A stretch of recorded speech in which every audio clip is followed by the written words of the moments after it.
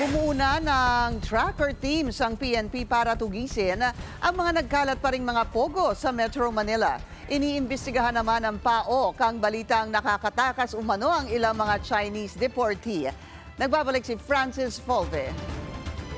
Ilang buwan ng paso ang deadline ni Pangulong Bongbong Marcos, pero aminado ang PNP na hindi pa rin pogo-free ang bansa. Ayon kay PNP CIDG NCR Chief, Police Colonel Marlon Kimno, tuloy pa rin ang guerrilla-style operation ng mga pogo, partikular sa Metro Manila. Maliban sa online gambling, sangkot rin ang mga ito sa human trafficking, money laundering, online fraud, kidnapping at may ilan pang kaso ng murder. Mas mahirap na itong matuntun dahil maliliit na ang operasyon ng mga ito. Kung dati, daan-daan ang mga empleyado sa mga Pugo Hub, sa guerrilla type ay nakakapag-operate na sila kahit 15 hanggang 20 lang ang kanilang mga empleyado. Noong nakaraang linggo, sinalakay ng CIDG NCR at PAOK ang Chinese-run Pogo sa loob ng ATI building sa Parañaque, kung saan 18 Chinese at 2 Pinoy ang naaresto. Sila raw ang unang Pinoy na nakasuhan ng human trafficking kaugnay sa Pogo. Nasa 400 individual naman mula sa iba't ibang mga bansa ang nasagip. Nauna nang sinabi ng PAOK na karamihan ng mga sinalakay na Pogo ay nasa southern part ng NCR, partikular sa Makati, Pasay at Parañaque.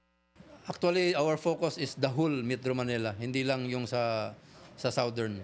Dahil doon sa information natin, hindi lang ang Pugo, hindi lang they are not just sitting on one cities, but all over Metro Manila. Dagdag ni Kimno, bumuo na sila ng mga tracker team katuwang ang PAOK para tugisin ng mga guerrilla ops na mga Pugo sa NCR. May mga kasunod pa to. Hopefully, it's bigger. And para mabawasan yung problema natin sa Pugo at baka matapos din natin.